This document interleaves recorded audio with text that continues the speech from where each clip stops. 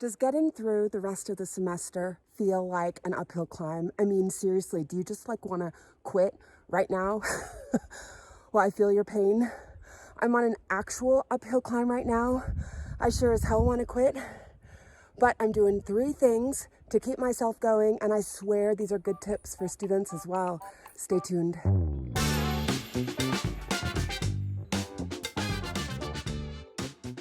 Okay, tip number 1. Why is it worth it for you to make it to the end of this semester or school year? For me, this hike is worth it because it's October and I live in a place without fall colors, and I just got stubborn. I just want to see fall colors. So I came to Tahoe. And there weren't enough fall colors down near the Lake Tahoe just yet. So I had to hike, and the hike is 3 miles uphill. Oh, and I'm out of shape because I had jaw surgery recently and I had to stop working out. So this is freaking difficult. But I didn't know that I was going to see fall colors on the way up. Check this out. So it's very exciting, and I'm just sticking to it. Tip number 2 to get you through the school year or the semester is, do you have the right tools and are you using them? I set out on this hike with my hiking poles in my freaking backpack. Silly me.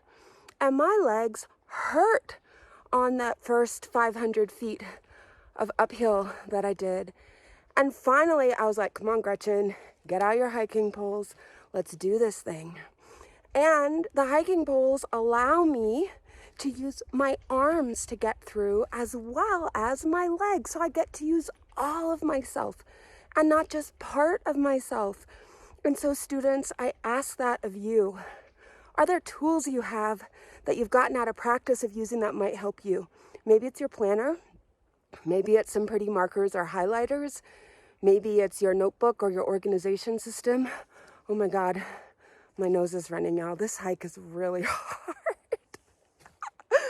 Anyway, point being, what tools do you have around you that you've gotten out of practice using that might just help you? Again, feel free to post below. I'd love to hear. Oh, fun fact about the hiking poles, they make me hike faster.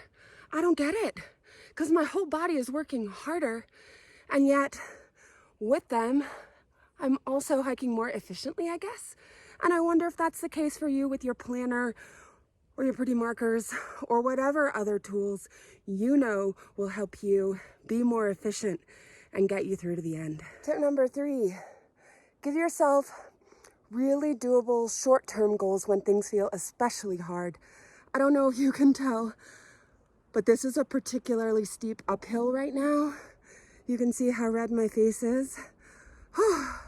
And so I'm telling myself that I get to make tip number 4 when I get up there to the top of this little uphill grade. So that's my short-term goal.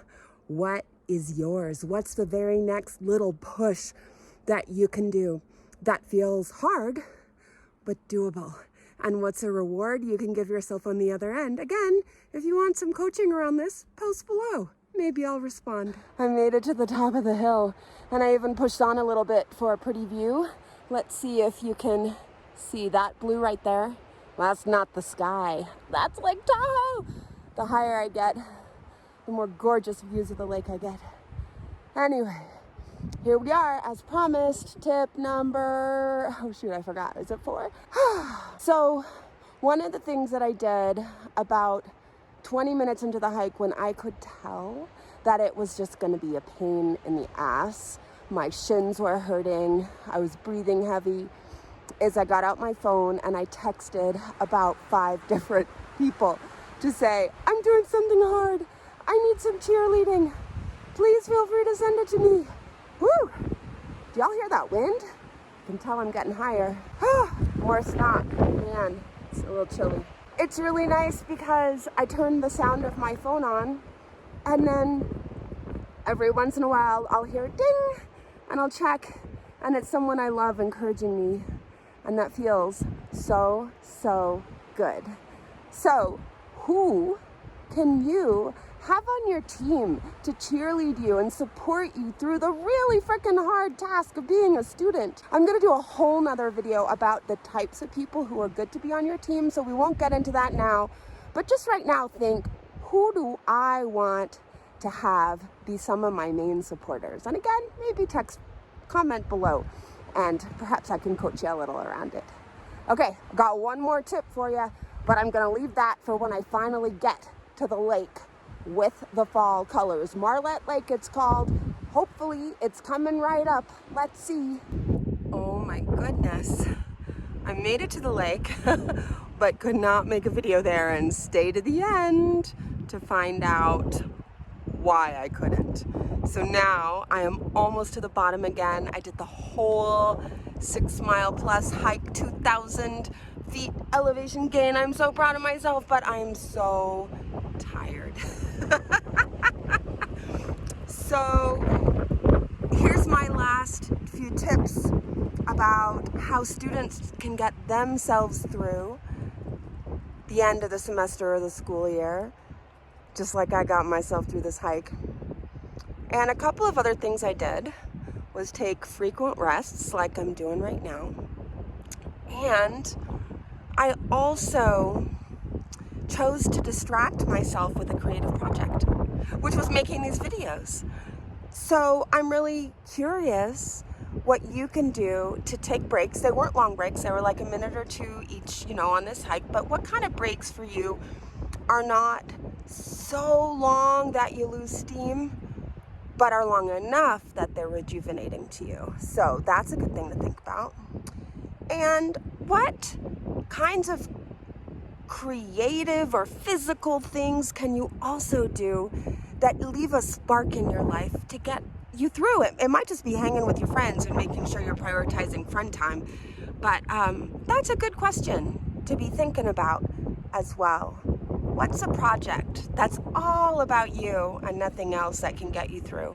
And I just love making things, and even though these videos are about you as well as me, making them gets me through, and I really appreciate your support in helping with that. I have one more thing I want to say to you educators who have watched this video, and then I'll show you what was at the lake when I got there. Okay, educators, I'm so glad you stayed to the end. There are two things that I want you to notice from this video that will help you in your work directly with students. The first thing is I really like to focus on what I call empowering questions.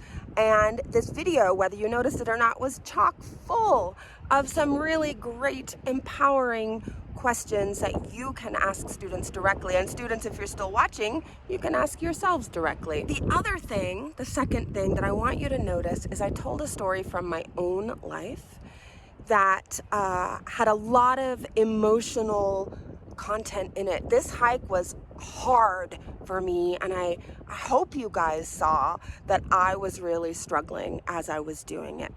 And even though hiking is different than studying, I saw an overlap between the two, and I used a personal story from my own life about how I tried these tools that I'm showing students to do. And I think that helps so much. There's a vulnerability that is so alluring that our educators rarely show us. Our teachers, our coaches, all the grown-ups who work with us rarely show students. And when we can show that we are vulnerable too, and we have a toolkit that we dip our hands into to help us get through hard situations, I think it encourages students to do the same. So my question for you, educators, my empowering question for you is, what are some of those stories in your life that you can tell students about how you were struggling and you dipped your hand into a toolkit of strategies and it really helped you? It's too windy. I'm not gonna stay here long. I feel anxious, but I made it.